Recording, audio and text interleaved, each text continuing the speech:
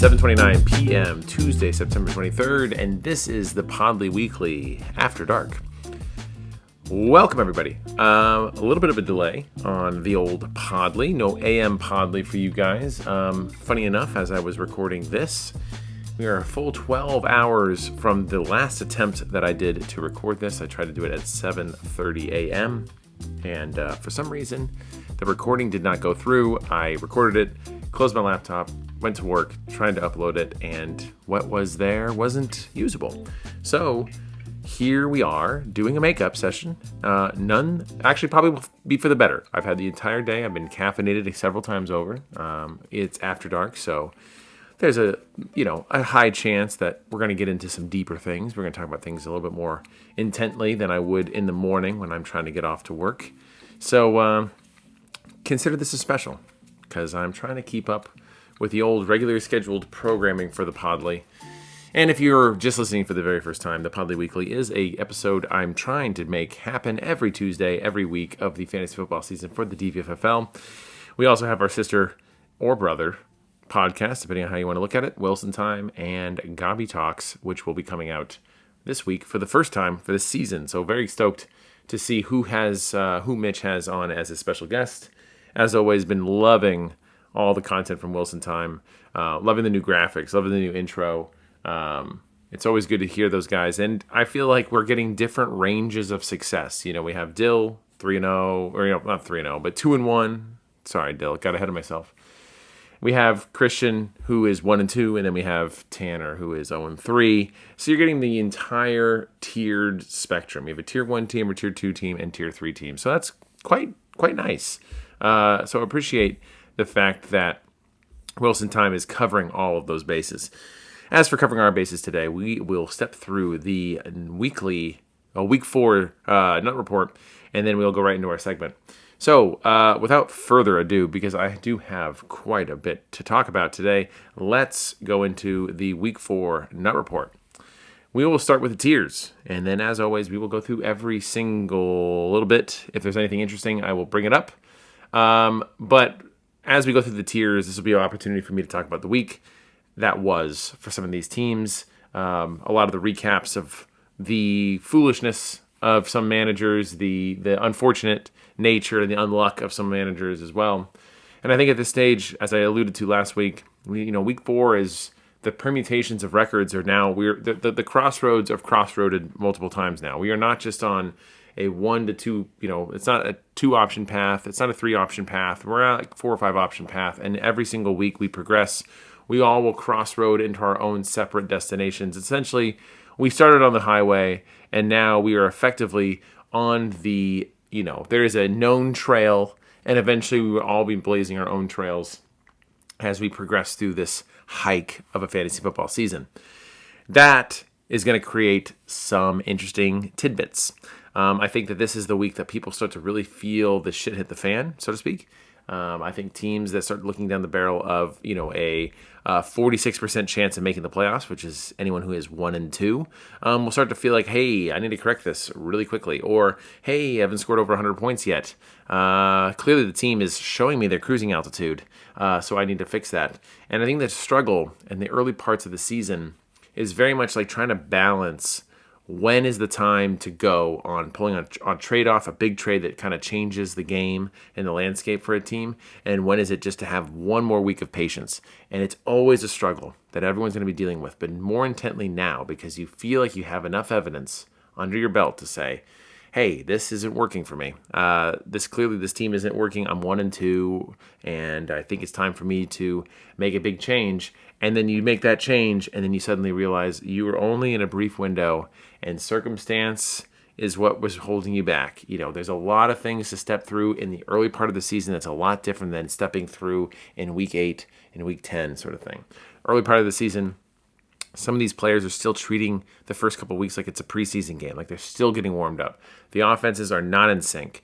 Injuries that are going to take place are taking place, and that changes the dynamic of some of these rosters, as opposed to in like week 8 or week 10, you have teams that are kind of like more established. Its schedule is a circumstance, or its opportunity has finally arisen for a certain player, and that's the circumstance. And it's hard to balance those two because also at the same time, if you wait to make a big game-changing trade later on in the year, you're going to have to buy into expectations. People have seen enough evidence on a player, and they're like, hey, that guy's not scored over 10 points, more than once. He's only done it once. So you're asking me to do what? For what? I need more, or I need less, or whatever it might be. In the early stages, you still have this like mystery box with everybody, even underperforming players, unless they're like Travis Hunter. You can really make a case for anybody at this point and say, hey, did you know they played like this defense, and this defense? Well, what if they didn't play those defenses? Now look how good they might be. Or use that one game of circumstance that answers that question of like, well, they played the Bengals defense this one time, or they played the Cowboys defense this one time. Look how good that was. So imagine them playing a defense like that again. And that's the struggle. So I say all this that I think that this week in particular is going to be the week in which those conversations really start firing up. Would I be surprised if there was a quote-unquote blockbuster trade this week? No. I would be very surprised if there was a trade, and I hope that we get back to this world. And I feel like Wilson Time has talked about this a lot. It's made worse this year since every trade so far has dealt with draft cash. I wonder if we go to a world where draft cash isn't a thing. Who knows? But I feel it in the air that there is a trade afoot that is going to shake up the makings of a 1-2 team. And I think what those 1-2 teams are kind of chasing, as I said, there's a 46% chance of making the playoffs if you're starting 1-2. It gets really scary. It doesn't get that scary in 1-3, you're 44%.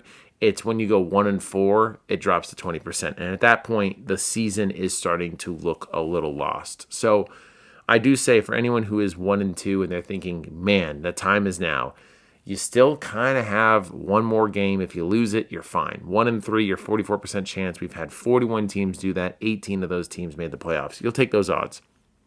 If you go 2-2, it's 48% chance, and then obviously like you have a bit of a safety net kind of falling below you there. So that's something to think about. The 2-1 teams, they have a little bit more buffer, so they may be willing to take on more risk. They might be more willing to wait out a little bit longer. 2-1 teams, it's 64% chance of making it. They go 3-1, it's an 88% chance, which in this league you take. It's not a guarantee. 6 teams have failed to make the playoffs after starting 3-1, but 88% is pretty damn good. In fact, it's even better than being 3-0. Is an 86% chance. So being 3-1 for some reason is huge. And what is hilarious to me is being 4-0 is a 71% chance of making the playoffs. 5-0 is a 63% chance of making the playoffs. Who the fuck is fucking these things up? I feel like these are so easy to do, and yet at the same time, for some reason, the undefeated records are the ones that always have like the funniest end of playoff rounds. But anyway, I'm getting ahead of myself. I'm jumping way far ahead. I'm in the historical stats. Let's talk about the tiers. Tier 1, we have myself, Nick, Jaden, Dylan, and Brandon. Myself and Nick are 3-0. Jaden, Dylan, and Brandon are 2-1. 4 of these teams are scoring over 100 points a game. And I would say if we weren't so rigid with our tiers of being 5 teams, I think Tier 1 traditionally, or at least in this case, is actually 4 teams. It's myself, Nick, Jaden, and Dylan. All the teams are scoring over 100 points. We're starting to see, finally with the Rook, Nick, I think actually should start with this and saying, and it dovetails into the Nick part, we finally have some data that we can say like, hey, here's this person's record against top 5 teams, mid 5 teams, and bottom 4 teams. Essentially those mirror Tier 1, Tier 2, and Tier 3 teams. And in Nick's case, he has yet to really play a top 5 team. Out of the 5 teams in Tier 1, 3 of us, myself, Jaden, and Dill, have played a top 5 team. Myself and Jaden are the only ones with a win. Dylan has yet to get a win. Nick has been feasting on the mid-5 or Tier 2 teams. He's got a 2-0 record against them and a 1-0 record against the bottom 4 teams. Myself and Dill have not played a bottom 4 team yet. So if you're looking at that from a scheduling standpoint, you're like, well, there's a lot of opportunity there. Additionally, what I was going to say about Nick, he's scoring over 100 points, but finally his opponent, who he played red last week, is scoring points against him. His first 2 weeks, he had 70 points and 81 points scored against him. basically being absolutely league average, which is 94 points a game, you're going to win those games. No problem. It's going to look like a blowout. Finally, he scores over 100, he scores over 100 points, which is still a very big century mark. It's a very good indicator for your season. And finally, someone gets close to 99 points, and it made, it was a little bit of a closer game there. So I point this out because myself, Jaden in particular, has actually dealt with quite a bit of points scored against him. I point this out that everyone in the top 5 has had a game in which their opponent has scored over 100 points. Only Nick has not had that. I've had it in the first week against Jaden. He scored 103 points. Jaden has had it twice. I scored 130, and then the next week, Dill scored 116 points. Dill, of course, coincidentally, had his opponent score 117 points against him. And then this last week, Brandon has had 101 points scored against him in a loss. So Nick, so far, if you were going to nitpick, and a Nick pick, I should say, on the Tier 1, it's the fact that his opponents have not shown up yet in a dramatic way, and he's been cruising with some, good luck, which is always a good sign. Additionally, if you needed to see this even in a more raw standpoint, you can go to the standings in the app. I think is probably the best way to do it, because for some reason, when you do it in the desktop, which again historically is terrible, it's really hard to tell who's having a good season. But you can sort it in the app by points against and points for. Sometimes it's always a nice indicator of who's had a lucky season so far and who has not. And safe to say that Nick is really benefiting from some low point scoring against him. But we'll get beside the point. Myself and Nick are the only 3-0 teams left in the league. I think the big note thing out of this group is that, generally everyone around this, myself, Nick, Jaden, and Brandon, all scoring well in the healthy numbers. Brandon just a little under 100. We all have 15 touchdowns, 16 touchdowns on the year. The outlier is Dill. He has 22 touchdowns on the year, by far the most, and the league lead right now in touchdowns. That is always either an indicator that his team is due for some regression, or he might be operating at a higher level and he's very touchdown dependent. Regardless, we've seen teams like this in the past. I've been on the opposite end of the scale for several years where my team can't seem to score a touchdown, but I'm getting close to 100 points every time, so that means just a shit ton of yards. Dill is getting both yards and touchdowns. I think it's bolstered very much so by Jonathan Taylor getting 3 touchdowns in a game. He was due for that. Daniel Jones had stolen a lot of his goal line touches. It was going to happen, and Dill is reaping the benefits. Just a little sip there. Jaden, I think, is the team that I'm most interested in this group. Since week 1, he's been scoring over 100 points. He's 2-1. He is a team that is quietly going to stay with it. If he had won week 1, I think there would have been more fanfare behind what he had done. Or essentially, if he played anyone else but me, he would have had a little bit more fanfare for what his season's looking like. I think we're going to start seeing in the show content that starts to come out a little bit more attention paid to these teams that are scoring over 100 points. It does need to be acknowledged. Of course, we are still very, very early in the season to even identify that this is going to be an outlier or nothing like that. The biggest outlier so far is that Gare in 2018 scored 114 points a game, and that was a 17-game season. I don't know if we're going to expect myself, Dill, Jaden, and Nick to score over 100 points for the entire season, especially myself and Dill. I'm at 116 and Dill's at 114. But to imagine 114 points per game is insane. I think it's one of those stats that probably is not going to get broken. Gare that year had 10 games over 100 points. Kind of remarkable for having 114 points and only having 10 games. Again, getting a little further down the river on the historical stats part, let's continue on to Tier 2. We have Christian, Peyton, Alec, Jesse, and Mike filling out Tier 2. Peyton is the 2-1 team here. Everyone else here is 1-2. Still, as we are starting to settle into a cruising altitude, I'm still trying to project where these teams are going to fall. I still have Christian slightly ahead of Peyton. I think that Christian has the ability, so does Peyton, to jump into Tier 1. Brandon is probably the one team I could see falling out of Tier 1, but he does have an interesting story to tell just due to the fact that he is scoring pretty well. He has that 100-point game against him thing. He's scoring the right amount of touchdowns. He's right on par with everything else. But I think Christian and Peyton are the ones that are on the cusp of jumping into the next category. It also helps that they're scoring 97 and 98 points respectively. Alec, Jesse, and Mike are all 1-2, and they all have all different things going on. They're all also, funnily enough, all within a point of each other in their points per game average. Alec is at 90, Jesse's at 90, and Mike is at 91. Mike at 91, sitting at the 10 seed, though he's scoring more points than the two people in front of him, is more indicative of the fact that he just lost James Conner. So inevitably, scoring is going to be a little different for Mike. And these are the teams, as we get into this late package here, I don't anticipate Peyton, nor do I anticipate Christian, as we are halfway through Christian's moratorium on trades. But I expect Alec, Jesse, and Mike to be maybe in the interest of improving the team. And I think Mike is probably the most obvious because he's lost some running backs. He puts you in a spot where you have to feel like you got to do something. And I have some thoughts on what Mike can do. But those are the teams that I think are maybe a little antsy. Maybe they're also willing to kind of cruise it out. One thing to note is that, we have, 2 3-0 teams. We have 4 2-1 teams. In the majority of the league, we have 1, 2, 3, 4, 5, 6, 7 1-2 teams. So if you're 1-2, you can kind of look around and you can look at this week and go, hey, I think we got something going on here. Maybe I just waited out one more week and find out what's going to come next.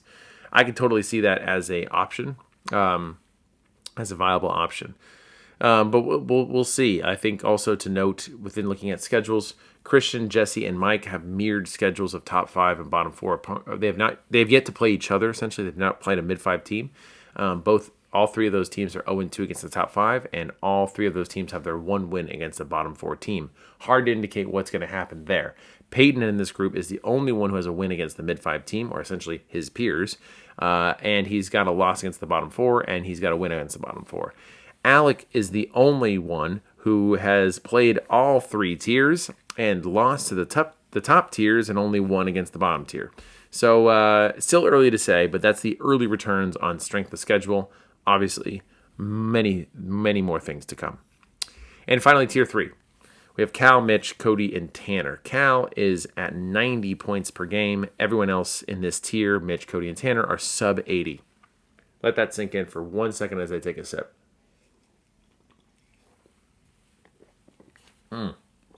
That is a stat. Being sub 80 is pretty wild. It's early in the season, usually we have some bolstered stuff, but those 3 teams are definitely grouped together. Again, similar to how I identified Peyton and Christian are the ones that could probably jump up. Cal, if this wasn't such a rigid tier system, probably could be at the end of tier 2.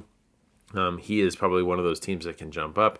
He is sitting at this point right now just due to the fact that we just see some low watermarks. 76 points is pretty low. Mike, his low was 88 points. Jesse, granted, had a low of 70 points in week 1, but he also put up 110 and 90 since then. We have just seen Cal barely cross the century mark with 101 points. But what is something that is, kind of interesting in this group, at least for Cal, is he's had 2 opponents score over 100 points against him. So sometimes Cal's had a pretty rough go of it so far with his schedule. But as for the 3 horsemen of suck, of Mitch, Cody, and Tanner, it's all different flavors. Mitch, it's underperformance on key players. He has moved up in the ranks. He's moved 2 spots up.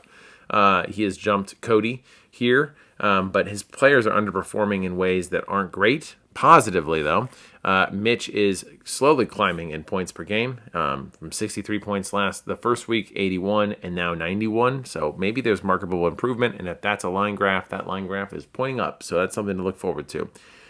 Cody, on the other hand, he just crossed his high watermark of 80 points this last week. He is still getting the doors blown off of him, and it's not looking good. Obviously, the Burrow injury is one that's going to set Cody back, and it's going to be a theme this year. We're going to talk about quarterbacks quite a bit in the segment, but something that Cody's going to have to deal with all year, and it's not like there's a lot of waiver wire options to help him out. And then we have Tanner. It's like, we have Mike and Cody have dealt with some pretty big injuries, Mike especially this week. But Tanner is just bad. It's hard to really pinpoint what's going on with Tanner's team. It's the classic so far on Chase Brown. I called it in the draft episode. He is identified. He has a nose for these things. He has a nose for these running backs that show a little the year before and then just suck inexplicably the year that they have all the opportunity laid out in front of them like a red carpet. And suddenly all the things that we were maybe potentially ignoring, like Cincinnati's shitty line and obviously being so Burrow dependent, well, it's all come to pass. And you have a game where, obviously the Bengals got just the doors blown off of them against the Vikings, but you have a game where Chase Brown has 10 carries for 3 yards. That's terrible. Samaje Perine looked better, and then he hurt himself. So this is a storied history here with Tanner, with Chase Brown, obviously with Zamir White, famously last year. That was a still hilarious moment. And then, of course, with Tony Pollard the year before. So something about this, either he can identify the running backs and I can identify the situations, because it's looking like it's going right down the same path of like just not a satisfied taste in your mouth. And truly, again, inexplicable stuff. Like, there is no major injury happening on Tanner's team. In fact, dare I say, trading off players before week 3, talent, the Zay Flowers and the George Pickens, and George Pickens looks like he's starting to come to life a little bit. Were those foolish moves? He traded for Zay Flowers, I suppose, but I'm just saying, like, are those foolish moves the moves that he has made thus far? It's hard to say. He was very keen on getting a lot of money. It would have been nice to have Pookie and Pickens on the team, especially with those roles kind of playing out the way they are right now. And the players that have been left behind are not exactly the ones that you would hope. Zay Flowers didn't get his first catch until like the third quarter. But this is not the same Zay Flowers that we saw in week 1. And clearly we can see where Tanner's reaction was. Week 1, fantastic, get him on the team. And then 7.9 points, you'll take it. And then 1.3 points against defense that you could have, it was a shootout, and no, it didn't happen. And same thing goes for, Pookie being gone, and you made room for Calvin Ridley to get some real good warm-up tape. He's running a lot of routes there. He is leading the league right now, I think, in drops. He dropped another touchdown, which I think is like second or something like that. It's crazy. 7 targets, 1 catch for 27 yards. This is the man that, like, not just Tanner's obsessed with, but multiple people are obsessed with Calvin Ridley. I am completely missing the point on what the fuck this is going on here. But that's Tanner's team. That's why he sits at 14 seed. He's 0-3, and not entirely sure what the big changes are. I could definitely see him panicking with all the extra money he has and try to buy his way back into these good graces. But as we talked about with there's still hope for those who are 1 and 2. For the 0-3 teams, if Tanner loses this week and he goes 0-4, only one team ever in the DVFFL has come back to make the playoffs. That's a 6% chance of making the playoffs if you go 0-4. So for Tanner, this week is a win or go home week. And truly, to have your season basically end immediately, 4 weeks in, with no major injury and just being pure bad luck and, I guess, sort of incompetence of identifying opportunity. I don't know what it is. Every other team's got to win except for Tanner right now, and that's a tough spot to be in. But not to belabor that point anymore. Let's move on to the next section. We have the weekly points. The thing to note is that the league average is increasing each week, as we can expect. The first week, 89 points as a whole, and now we're up to 98 points as a whole. We're getting a lot more 100-point games, which is always good to see. Position leaders, again, if you're looking at this chart and you're trying to find some nugget out of it, remember the 4/6 rule. If you are above the playoff average in 4 of these 6 categories, does not matter which ones they are, could be kicking, defense, tight end, and you pick the top, you have a higher chance of making the playoffs than anyone else. So that's always a healthy indicator if you are over those playoff averages in those respective areas. And obviously I've been teasing the historical stats. The one thing to note is that we have just celebrated our 190th game in the DVFL. This is a regular season, of course. If you put all the playoff games in there, I'm sure we're over 200, but the point being, we're at 190 regular season games. We will get to 200 in 10 weeks from now, which is crazy to say. Doesn't seem like that's a lot. It feels like a long time when you say 10 weeks from now. But week 14, I believe, right when like the playoffs are about to begin, we will be celebrating our 200th regular season game, which is fun, phenomenal. We love it. Okay, so if there aren't any more questions, which there can't be because it's just me talking, let's move into our segment. So last week I kind of rambled on about every team and I kind of hit on some of these key points. And the week prior to that, I talked about keepers. And keepers are always going to play a key role into how teams kind of construct themselves. And I don't think that keepers, I don't want this year to be like, and you know what? Have you forgotten about keepers? Because I want to bring them up a lot. But I do think it's a key point that we haven't really totally addressed in the strategy of it all. And I said this in the keeper episode. I will say it one more time. I might say it again if there's another segment about it. But the point being, We spend a lot of time, and this also relates to the draft. I'll talk about 2 points at the same time. We spend a lot of time. We spend months. We watch all of last season. We have all of last season, and we have all these memories of key players that are on your team, and you're thinking to yourself, oh man, this is a great keeper. You see trades that take place in this league that are all about, well, he's a great keeper. I got to get this guy. He's a great keeper.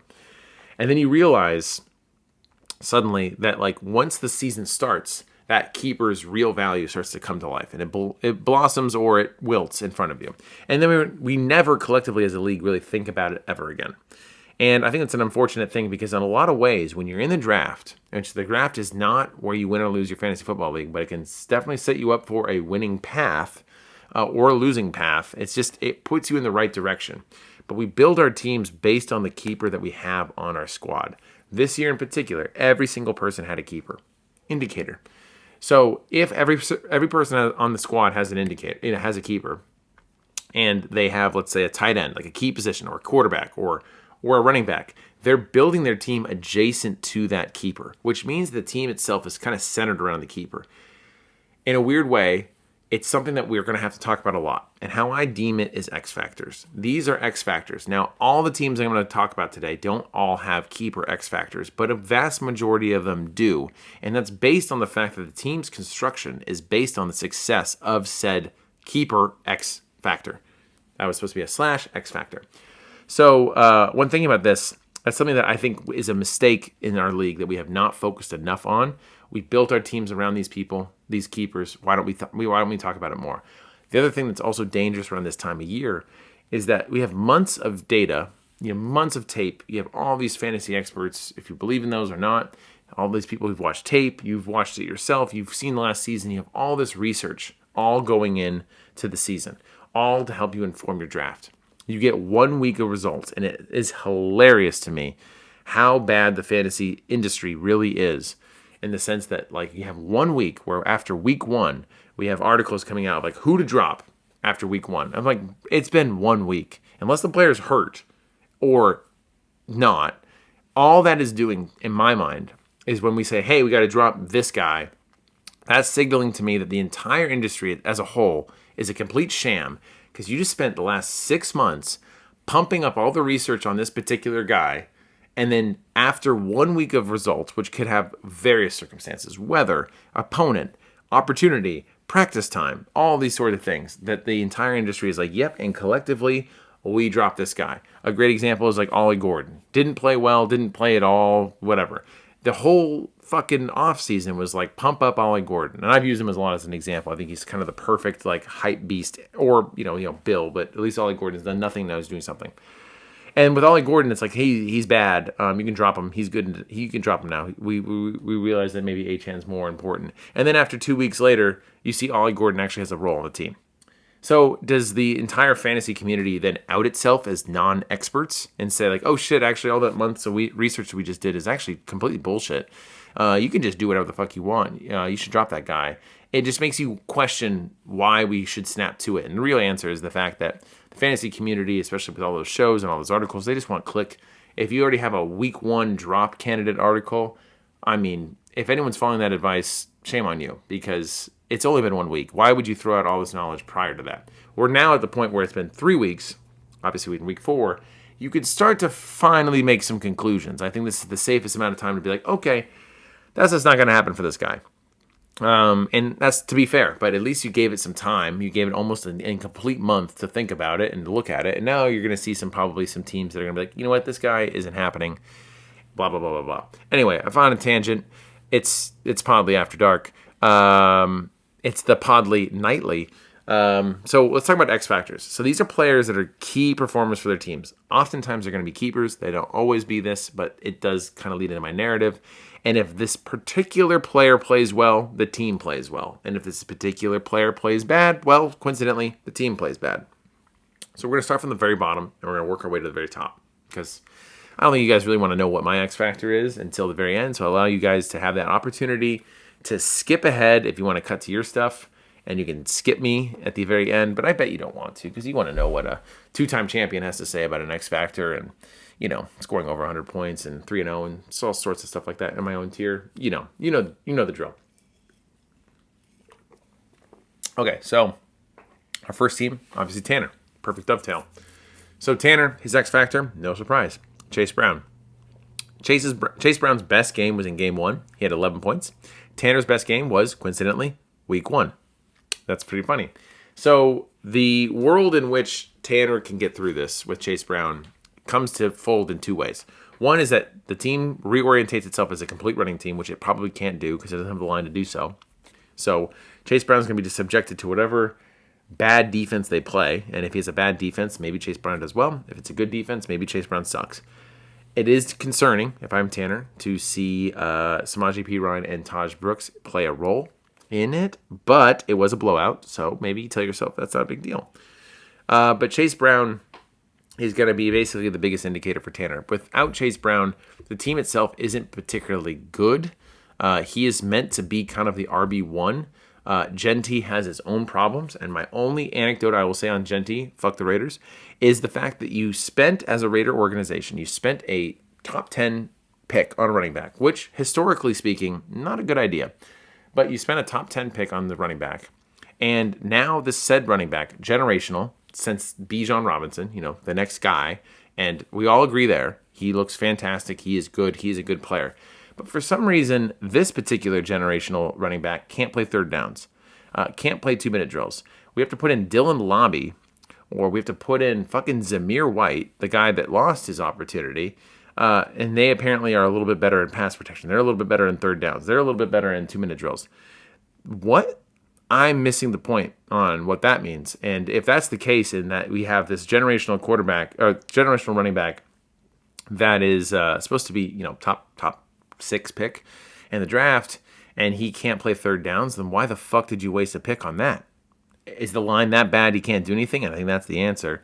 But nonetheless, Tanner has thematically found himself in a situation where all of his running backs, at least the two that he relies on, they have some of the worst lines in all of football. So whatever production that those two guys can come up with is truly off their own will and strength, and it's not based on the game plan at all. Next, we have Cody. Cody, as you would not be surprised, his X factor is the quarterback position. Now, perfectly aligned from Chase Brown to Joe Burrow's absence. Would it surprise you that Cody has the least amount of points in the league and he has the least amount of QB points in the league? He needs to get a QB that has more than 10 points from that position. He needs to get someone who can just do 15 points a game. If Cody can do that, I think the actual rest of the team that surrounds it could be better evaluated. I'm not saying it's going to get better, but it's impossible to judge what is happening with Cody's team because he's not scoring over 10 points. It's a struggle to get to 10 points. He did the Stroud experiment. That didn't go very well. Sam Darnold's on the bench. Maybe he gets a shot. Aaron Rodgers is looming, of course. So I feel for Cody. Having the QB position not be your strongest or not to even be league average creates a world in which you start addressing the symptoms of the team and you're not addressing the actual disease of the team, which is starting with the QB position. If your QB can get 15 plus points, you can have a better idea of how bad the actual rest of the position groups are. But I feel like what Cody's going to do is he's like, man, my QB sucks, but fuck, I'm not getting enough points from my running backs. Let me trade for that. It's like, no. Just get a good QB and then reset the deck. Next, we have Mitch. Mitch, obviously, the X factor here is Brian Thomas, a keeper, of course. Not to make it all about them, but it does bring up the conversation of expectations with players and the rules and the rules that they play. This role that they play. Thomas currently sucks, and I have a theory as to why. Let's roll it back. As we are aware, Shane Waldron is, from the Sean McVay tree of offensive coordination. He was the offensive coordinator, or at least the passing down coordinator for the Rams, I think back in 2020 or something like that. The year before Cooper Kupp had the Triple Crown. He leaves, and that season he goes to the Seattle Seahawks as their offensive coordinator. He spends a couple of years there. When he leaves, Cooper Kupp gets the Triple Crown. Funny. Interesting. So then you go to the Seahawks, and the Seahawks have DK Metcalf, Tyler Lockett, and they draft JSN, who is, again, a generational wide receiver prospect out of Ohio State, who, again, famously have produced many a wide receiver that are very good. We're seeing it now with Ibuka. Oh, my gosh. So we have Shane Waldron there, And for years, we're like, well, DK Metcalf's doing pretty good, I guess. And Tyler Lockett's making do, but he's a vet, so he knows what he's doing. But JSN looks like a bust. That was a wasted pick. What are they doing there? Shane Waldron leaves, and he goes to the Bears as their offensive coordinator. And the same season that he leaves to go to the Bears, JSN starts to actually become a commodity last year, and he becomes really good. So he goes to the Bears, offensive coordinator last year for the Bears. They have this other set of new wide receivers. DJ Moore, very competent, very good wide receiver. Rome Odunze, another prospect that everyone's really excited about as a wide receiver. Keenan Allen, for God's sakes, who obviously looks like he's reincarnated his career once again. But you have all this like veteran help, you have this mid-veteran help, and you have a rookie. And you're like, wow, this offense is great. We have a great QB. Let's go. And all we got out of last year was just like Keenan Allen can sort of make it work because he's a vet. DJ Moore sort of made it work because he's a vet. But Rome Odunze, bad. Shane Waldron leaves. He's on a new team this year. And now Rome Odunze is, well, shit, Rome Odunze is pretty good. Is he the number one on the team? You sense a theme here. We have a young wide receiver starting with Cooper Kupp. That was years ago, but he was young at the time. He becomes amazing. Young wide receiver held down by Shane Waldron on the Seattle Seahawks. It's JSN. He becomes amazing.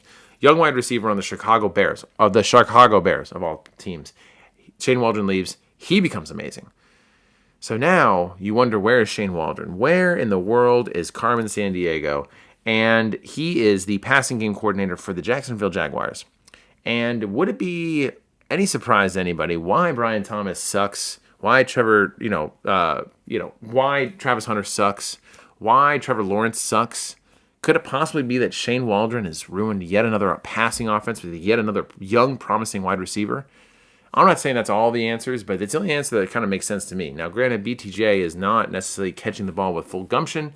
I also think that it's got to be said that Brian Thomas scored the vast majority of his points, and the vast majority of his success came with Mac Jones, who does, if you squint, is he better than Trevor Lawrence? Maybe. I don't think Trevor Lawrence is very good, and I think Brian Thomas is being put in hospital situations by Trevor Lawrence, so I'm not surprised. But I think you factor in Trevor Lawrence might be really fucking bad, and he has a big contract that's going to basically keep him in the league for a long time as not really fucking bad. How many coaches has he gone through, and every coach is getting the same result out of him? There's no coach that's going to fix it. He's just not good. And then you put on top of that Shane Waldron. You have a bad Brian Thomas. You have a bad Mitch team. And if Brian Thomas can correct it, which would mean either Trevor Lawrence gets benched or Shane Waldron gets fired, I don't see those things happening. I just think we're about to see a very rough season out of Brian Thomas. Continuing the theme, last team in tier 3, I should say, we have Cal. And similar to Cody, the QB position is a problem, but specifically Dak Prescott.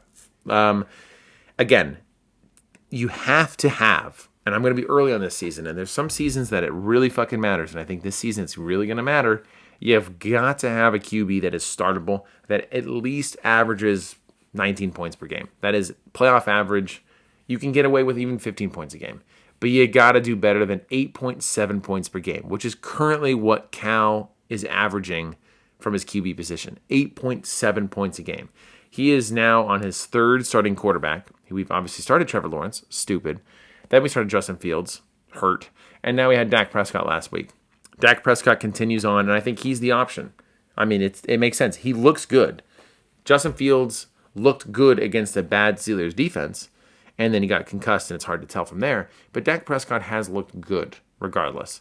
And I feel like this is the time that Cal's got to really show his cowboyness, because I actually think that out of all the options that are available to Cal, outside of making a big trade for someone who may not want to move anyone, Dak Prescott's the best option here. And if Dak Prescott can get some help, he's got the Pickens thing. Again, I was curious as to why he even started Fields when he traded for Pickens that week, but that's beside the point.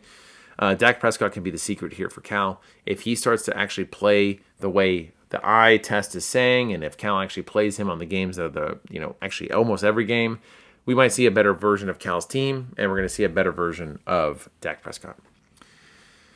Now for the next team, starting in our 10th seed, we have Mike. His X Factor, doesn't actually exist yet. Let me explain. So Mike, as we know, has lost 2 running backs in the same week. Devastating. Losing Connor, losing Najee Harris. It's brutal. Najee Harris wasn't exactly startable, but he was an asset, and he was getting more work, and unfortunately, he's done for the year. Same as Connor. Tough to have 2 torpedoes hit your boat in the same week. So we've already seen Mike drop $17 to solve his running back position with Pookie, which in hindsight, thank the Lord he did. Might have been an overpay, but thank the Lord he did, because otherwise it's Pookie and Bayshal Tootin on that team that are running the running backs right now. That is tough stuff. Tank Bigsby backing him up. Tank Bigsby hasn't really done anything. So obviously the next inclination is like, well, Mike's in the market for a running back. Of course he is. We all are. The problem is that Mike has already spent $17. He can probably drop more money, but all he's doing is basically getting a bigger bucket to bail out water from his boat. It's not necessarily going to make the water not come in. It's just going to make it go away for a period of time, but there's still water in the boat because now you're going to get whoever's the most expendable running back, he's going to have to sell off an asset that he probably doesn't want to sell just to get the guy who's probably a wide receiver, et cetera, et cetera. And it's not going to be a good season. We've seen this before, not by Mike, but just it's a classic. It's a thing that happens. I instead say Mike is looking for a third wide receiver. He does not need to go down this path. He's got A.J. Brown. I say this with a big question mark in my head. He's got A.J. Brown and he's got Sutton. So those are decently good to great, wide receivers to have. Some teams don't have that. He needs to find a third wide receiver, and I don't know if it's Calvin Austin. But if he can find a third wide receiver, not only is it going to be cheaper, but it's going to double down on his strengths. He is doing pretty well with the wide receiving thing. I think it's supposed to come to life with Jalen Hurts actually throwing the ball further than 5 yards. And if he does that, the ball usually goes to A.J. Brown. So if Mike can actually kind of double down on what his strength could be, he has a great quarterback. He can have 3 great wide receivers. He can have a startable tight end because he has Laporta. And it can become like a force multiplier as opposed to just spreading yourself out just for the hopes of it. If Bayshal Tootin works great, that's great. You got Pookie, he's there. I would just let it run and hope to just start churning through running backs at that point. But spending the money to try to get another running back, it's just so expensive and it's not going to be worth it. And you're just not going to, the boat's not going to go anywhere. So the X factor there is like, what can Mike do with that flex position? And I think it's the flex position, not an additional running back. If Mike can get something viable there, let's say it's a third running back, I guess, but I think it's mostly going to be a wide receiver. I think Mike's team can start to climb up, even though he's taken some L's to start. Next team on that is Jesse. His X factor is Tucker Kraft, namely because he has Dalton Kincaid on his bench. And I think Tucker Kraft, if he can become what we saw a week ago, we could have something fucking going on here with Jesse's team. Tucker Kraft, I think, is like the best thing for, it's George Kittle adjacent, essentially, if you ask me. So if he plays well, then it makes Jamar Chase, Nico Collins look just dangerous. It makes Josh Jacobs and Montgomery look dangerous. But if Tucker Kraft doesn't come up big, which he has the investment in there and he has the ability to do that, it just kind of takes the teeth out of Jesse's team. So wherever Tucker Kraft goes, I think Jesse's team goes, which I think makes sense. For Alec, his X factor, and this I say not as a joke, I legitimately mean this, Quentin Johnston. Quentin Johnston is an X factor for Alec. The reason being, he is now going to lose CeeDee Lamb for a couple weeks. Quentin Johnston is coming in there. Do you realize, if you had to guess, what wide receiver rank Quentin Johnston is right now? Would you guess top 20? Well, you'd be correct. Would you guess top 15? Well, you'd be correct. Would you guess top 10? Well, you'd be correct. Would you guess top 5? You are correct. He is number 5 total in wide receiving scoring right now. And he has not started a single game for Alec. There's obviously, for some reason with Quentin Johnston, there is just a long-serving hatred of him and what he can and can't do. But so far this year, he is on fire. 19 points, 12 points, and 8.9 points. I think he can easily step into this offense being Alec's offense, and fill in for that CeeDee Lamb role. If he puts in Steph Diggs, I don't know what to do. It's just not going to happen there. Steph Diggs looks fucking horrible, to be honest. What a waste, to be honest. I think that's just not going to happen there. 2.3 points last week. It's not great. So Quentin Johnston, he steps in.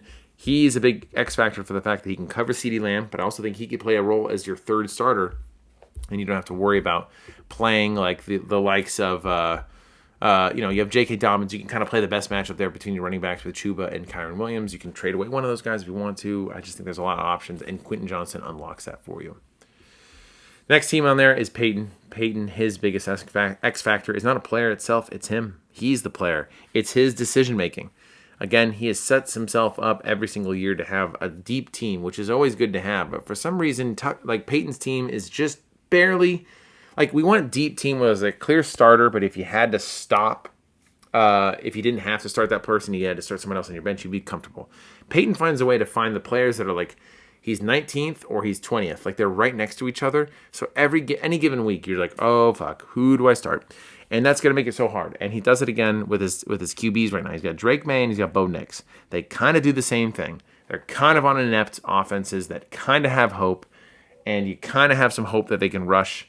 And you never know which one's going to be right. So far, Peyton has chosen semi-correctly. The first week with Bo Nix wasn't great. But I wonder with the investment to Bo Nix, what is it going to be? Now, a solution to this could be to sell to the two QB needing teams, those being mostly Cody. I could see that world. I could see Cal maybe be interesting in one of those guys. That could be an option. I still think those teams would rather take a spin at the waiver wire one more week than have to sell some real assets to get it. But Peyton has got to really deal with the decision-making all year. And then the next team on this list, the final team in Tier 2, we have Christian, and I think his biggest X factor, weirdly enough, is Metcalf. And I say this with a question mark. I don't know what to make out of Christian's wide receiving core, nor do I know what to make out of his team right now. It's not quintessential Christian at this point. Metcalf is probably his best wide receiver, but if you're going against Metcalf, Tet, and Jalen Waddle, I mean, I just think to myself, like, Jalen Waddle, he's probably going to get hurt halfway through the game. He may not even finish the game. DK Metcalf, it's slant routes and hope that Aaron Rodgers isn't upset with him. And then Tet McMillan, it's like you're just dealing with, the fucking Panthers. So it's not the biggest thing, but if Metcalf can continue, so Metcalf has had a pretty good start for the season so far. He has not scored less than 8 points a game, which is a great floor. You just need to see what the heights of this looks like. And the reason why I'm intrigued by him is they have one more game in week 4. Then they have a week 5 bye. And I think that's the perfect timing for the Steelers because if Aaron Rodgers, again, remains healthy, they can kind of work on a rapport. And I would imagine coming out of that bye, he plays Cleveland, Cincinnati, and then unfortunately the Packers. But those two games, Cleveland and Cincinnati, is a real indicator of what kind of DK Metcalf we're going to get for the rest of the year. And I'm intrigued by him because I think he could actually step up in a big way for Christian. And if he does, it kind of changes the tenor of Christian's team, which is objectively still pretty good. He's 3 points underneath, 2.5 points underneath the 100-point mark. So I think there's still hope there of the team playing well. His low mark for the season is 90 points. I think there's room to grow, and DK Metcalf could be the X factor to do so. Now into the Tier 1 teams, we have Brandon. His X factor is Breece Hall. When Breece Hall plays well, Brandon's team looks pretty fucking good. When Breece Hall doesn't play well and has to split his carries and that kind of thing, Brandon's team doesn't look that great. Initially, I was going to have Ladd McConkey, and there's a whole lot of reasons why that's not going to work. There's a whole lot of reasons why Ladd McConkey is doing what he's doing, but I think Breece Hall is that X factor, not only because of what kind of talent he has, but just the price that had to get paid for him to be this good. He's $20 in the draft, and he can deliver top 10 running back scores. He has not done so the last 2 weeks, and it has semi-affected Brandon's output. We didn't get, we got a win in week 2. We didn't get a great outing last week. Breece didn't have a great outing. He's splitting his time. I just think Breece is kind of an X factor for Brandon there. Then we have our number 4 team. It's Dylan, and I've talked about him a lot. It's Rome Odunze. This is definitely the X factor. If Rome can keep up what he is doing, Dill's team is solidified. And I would say the thing that everyone should note about Dill's team is, and I recognize this because I can see it in him, his team is reminiscent of a team that I would build. A bunch of guys that are young, a bunch of guys that have unproven situations, a bunch of teams you're just kind of like, I don't know, maybe. And it's all working out because there's just really good talent there. And Dill's done a good job of identifying said talent. It's all working out right now. It does also helps that he has Hawkinson, who has been on my team for the last 3 years. So I see a kindred spirit there. But Dill has identified some good deals in the draft. He didn't have a lot of money. He made it work. And now he's got a team that is overperforming. And for the next coming weeks are going to be one of those things where people are going to be like, is this team good? And they're going to talk themselves into it not being good. And then he wins another game.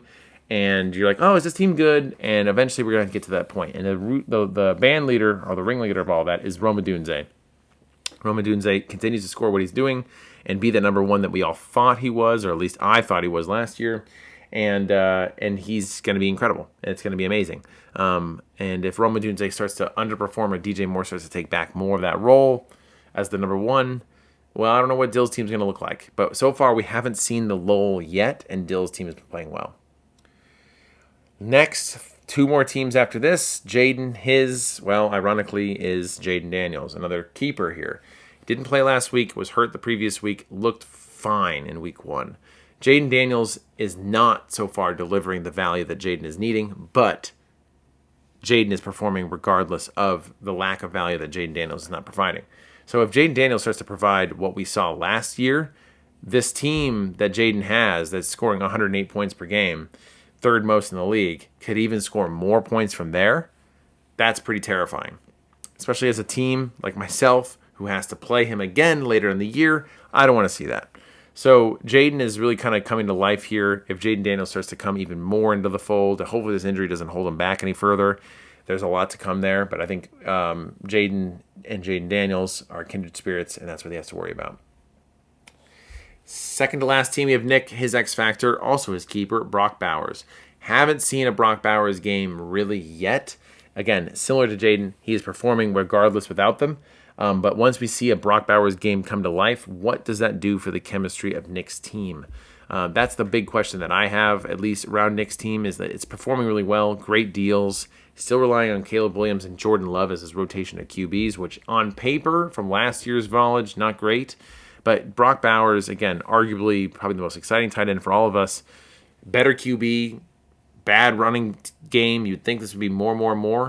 And we've gotten 10 points, 3 points, and 5 points. Clearly the injury is kind of maybe affecting him there. But nonetheless, it's just not been the season that you're hoping to get out of Brock Bowers thus far. So hopefully that starts to turn around quickly and soon. But if he does, what is the ceiling for Nick's team, who again has scored over 100 points all 3 games? And then lastly, what you guys have all been waiting for, my team, my X Factor is, well, the people that you guys hate, and I love that he's on my team, so it makes it easy and nice and coalesced for you guys to hate him and me. It's Patrick Mahomes. I think the X Factor for him is I need him to continue to perform the way he has, at least in the first 2 weeks, not last week. And if he can do that, I'm looking forward to getting Xavier Worthy back and Rashee Rice back. I'm seeing a different Chiefs offense that is still willing to take shots, which they're not willing to do it. But now I'm starting to believe in the God of Tyquan Thornton. I almost said Tyreek Thornton. That's crazy. Wouldn't that be great if we got Tyreek Hill?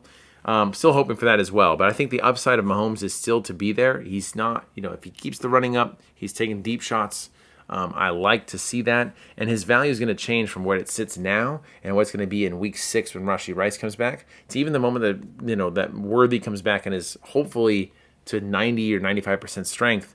That's going to be a different chemistry, because right now Mahomes is reviving the career of Juju Smith-Schuster, fucking Hollywood Brown, and Tyquan Thornton. Add in the idea of Worthy and Rashee Rice, which everyone is still excited for. Mahomes' value is only going to grow. So as long as he can get me through the next 6 weeks, and he's doing so, nicely, I can't wait to see what kind of ceilings I can reach, because again, I don't think I've hit the ceiling yet for Mahomes, and we haven't seen the Mahomes game. Now, I know the last couple of years with Mahomes have been a little bit of a horror show for some who have expected different results, and let me be the next one to take the ticket that there's going to be different results, even though it's the same player and the situation hasn't really changed that much. But I'm hopeful, and he's an X Factor for me.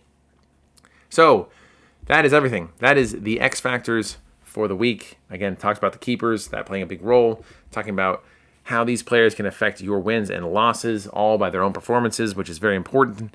And I feel like it kind of summarizes everything. So that's a Podly Weekly Nightly little after dark situation. Next week I am on vacation, so there will not be a Podly Weekly on Tuesday. There probably won't be a Podly Weekly all week but I might surprise. But definitely not going to be one on Tuesday. I'm on a well-deserved vacation, so will not be doing that. The net report will still be updated, but it will not be associated with a Podly Weekly.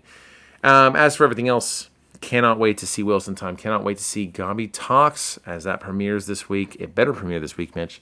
Cannot wait to watch. Absolute highlights of my week is to watch those things.